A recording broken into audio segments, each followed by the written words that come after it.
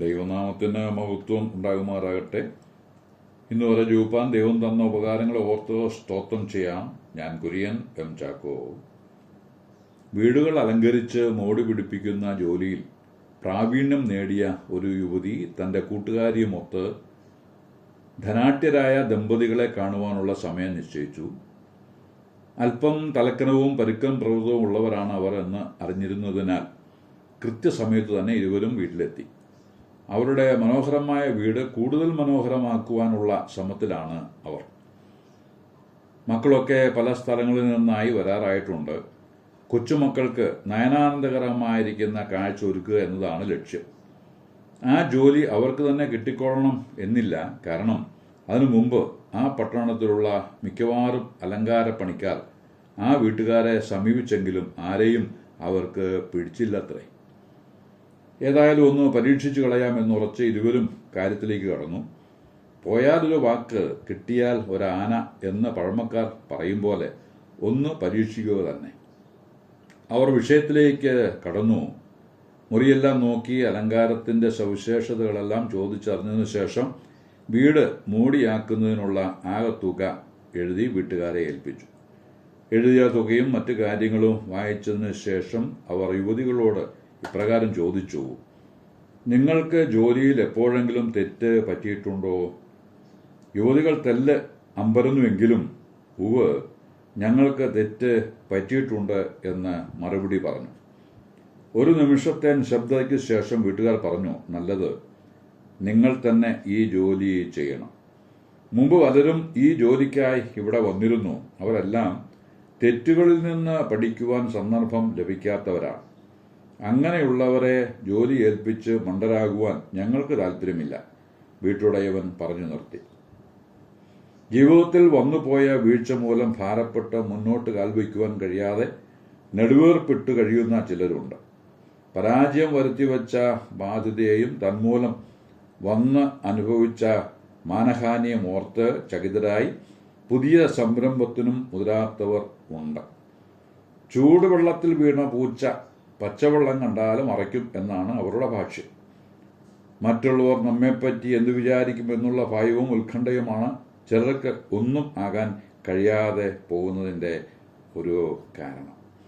നാം വിചാരിക്കുന്നത് പോലെ മറ്റുള്ളവർ അത്ര സൂക്ഷ്മമായി നമ്മെ നോക്കിയിരിക്കുന്നവരല്ല എന്നതാണ് യാഥാർത്ഥ്യം.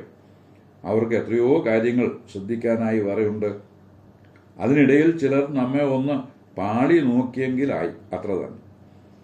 സ്കേറ്റിംഗ് പരിശീലിക്കുന്ന കുട്ടികളെ കണ്ടിട്ടില്ലേ? അങ്ങോട്ടും ഇങ്ങോട്ടും വേച്ചും പുറച്ചും സ്വയം വിഡ്ഢിവേഷം കെട്ടിയാണ് പഠിച്ചെടുക്കുന്നത്. മറ്റുള്ളവരുടെ മുഖം മാറുന്നത് ശ്രദ്ധിച്ചുകൊണ്ടിരുന്നാൽ സ്കേറ്റിംഗ് പഠനം സാധ്യമാവുകയില്ല. സ്വയം വിഡ്ഢിവേഷം കെട്ടാൻ തീരുമാനിക്കുന്ന ഒരുവൻ ഏതു സാഹചര്യത്തിലും അഭിവൃദ്ധിപ്പെടും എന്ന് ബെർണാഡ് ഷാ ഒരിക്കൽ പറഞ്ഞിട്ടുള്ളതായി വായിച്ചത് ഓർക്കുന്നു.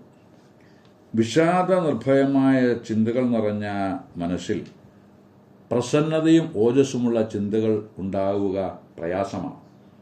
ഓരോ ദിവസവും ഉണ്ടാകുന്ന നൈരാശ്യം, മോഹഭംഗം, വീഴ്ചകൾ, പോഷത്വങ്ങൾ ഇവയെല്ലാം എന്നും അവലോകനം ചെയ്ത ശേഷം അവ നമുക്ക് നൽകുന്ന അനുഭവജ്ഞാനം ഉൾക്കൊള്ളണം. പിന്നീട് അവയെ നമ്മുടെ ബോധമണ്ഡലത്തിൽ നിന്ന് എറിഞ്ഞു കളയുക. പിമ്പിലുള്ളത് മറന്നിട്ട് മുമ്പിലുള്ള ലക്ഷ്യം പ്രാപിക്കാനായി മുമ്പോട്ടാഞ്ഞ് ചുവടുകൾ വയ്ക്കണം. വീഴ്ചകളിൽ നിന്നും പരാജയങ്ങളിൽ നിന്നും പഠിക്കാനുള്ളത് പഠിക്കണം. അവയെക്കുറിച്ചുള്ള ഓർമ്മയുടെ വിഴുപ്പ് ചുമക്കാതെ നമുക്ക് പ്രാപിപ്പാനുള്ള ലക്ഷ്യത്തിലേക്ക് കുതിക്കാൻ ശ്രമിക്കുക.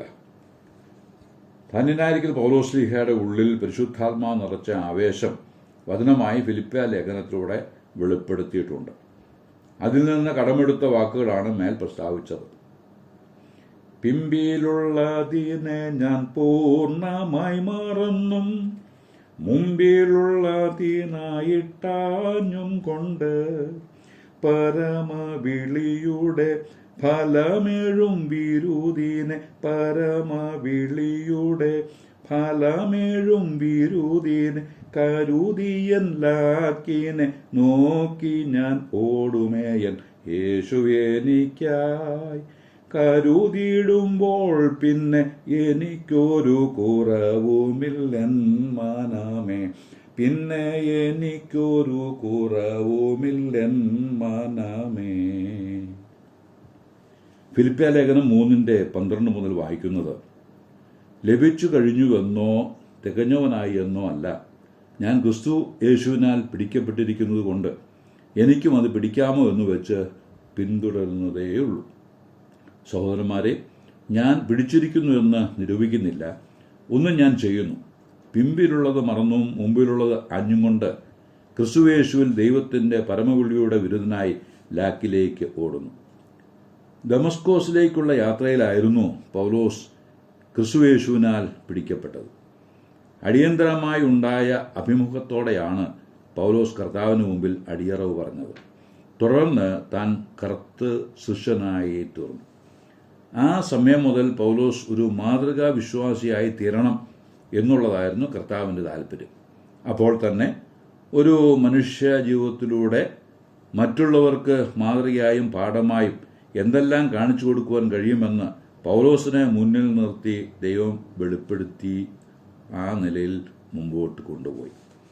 ഓരോ ഘട്ടം കഴിയുമ്പോഴും ക്രിസ്തുവിൻ്റെ രൂപത്തോട് അനുരൂപപ്പെടുന്നതിനാൽ പൗലോസ് വളർച്ച പ്രാപിച്ചുകൊണ്ട് ഇരുന്നു. ആ സമയം പൗലോസ് ഉണ്ടായിരുന്ന ബോധ്യം ഗലാത്യ ലേഖനത്തിൽ പറയുന്നുണ്ട്. എന്നെ സ്നേഹിച്ച് എനിക്ക് വേണ്ടി തന്നെത്താൻ ഏൽപ്പിച്ചു കൊടുത്ത കർത്താവായ യേശു ക്രിസ്തു എന്ന് ഗലാത്യ ലേഖനത്തിലും, താൻ അനുഭവിച്ച അതുപോലെയുള്ള കഷ്ടങ്ങളൊന്നും എനിക്ക് അനുഭവിക്കേണ്ടി വരുന്നില്ല എന്ന ചിന്ത അപ്പോസ്തലന് ധൈര്യം പകരുന്നതായി കൊലോസ്യ ലേഖനം 1:24 പറയുന്നുണ്ട്. ക്രിസ്തുവിൻ്റെ കഷ്ടാനുഭവങ്ങളിൽ കുറവായുള്ളത് മാത്രമേ എൻ്റെ ജഡത്തിൽ ഞാൻ അനുഭവിക്കേണ്ടി വരികയുള്ളൂ എന്നുള്ളത് തനിക്കൊരാശ്വാസമായിരുന്നു. തൻ്റെ ജഡത്തിൽ സഭയായ അവൻ്റെ ശരീരത്തിനു വേണ്ടി അവ പൂരിപ്പിക്കാനായിട്ട് ദൈവമായ കർത്താവ് അവനെ സഹായിച്ചു. പൗലോസും ഞാനും നിങ്ങളും അതിൽ എത്രയോ കുറഞ്ഞ നിലയിൽ ഉള്ളത് മാത്രമേ അനുഭവിക്കേണ്ടി വരുന്നുള്ളൂ. മറ്റൊരു നിലയിൽ പറഞ്ഞാൽ, കർത്താവിൻ്റെ നാമത്തിൽ വിശ്വാസികൾ അനുഭവിക്കേണ്ടി വരുന്നത് അവിടുന്ന് ഭൂമിയിലായിരുന്നപ്പോൾ അനുഭവിച്ചതിൻ്റെ രുചി മനസ്സിലാകത്തക്ക നിലയിൽ ഉള്ളതേ ആകുന്നുള്ളൂ. ഫിലിപ്പിയ ലേഖനം 3:13 മുതൽ വായിക്കുമ്പോൾ ഏക ലക്ഷ്യത്തിലേക്ക് കുതിക്കുന്ന നിശ്ചയദാർഢ്യമുള്ള പൗലോസ് എന്ന പുരുഷനെ കാണാം. താൻ ഒരേ ഒരു ആഗ്രഹവും ഏക ലക്ഷ്യവും ഉള്ള വ്യക്തിത്വത്തിൻ്റെ ഉടമയായിരുന്നു.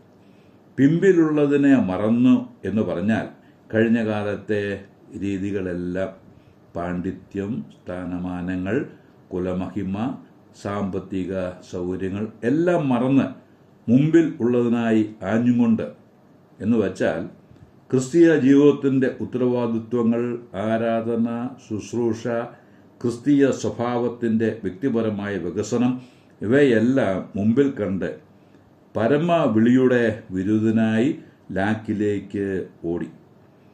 പ്രതിഫലം വാഗ്ദത്തമായിട്ടുണ്ട്. വാഗ്ദത്തം ചെയ്തവൻ വിശ്വസ്തനുമാണ്. അത് താൻ നിവർത്തിക്കുക തന്നെ ചെയ്യും. ഈ ഉറപ്പും ധൈര്യവും പ്രാപിച്ചവനായി പൗലോസ് ഓടി വിജയം വരിച്ചു. ഇന്ന് ഓട്ടക്കളത്തിലായിരിക്കുന്ന നാമും ലക്ഷ്യം തെറ്റാതെ യോഗ്യമായി ഓടി വിരുദ് പ്രാപിപ്പാൻ ദൈവമായ കർത്താവ് നമ്മെ ഏവരെയും സഹായിക്കട്ടെ എന്ന് ആശംസിച്ച് വാക്കുകൾക്ക് പൂർണ്ണവിരാമം കുറിക്കുന്നു. ദൈവനാമം മഹത്വപ്പെടുമാറാകട്ടെ.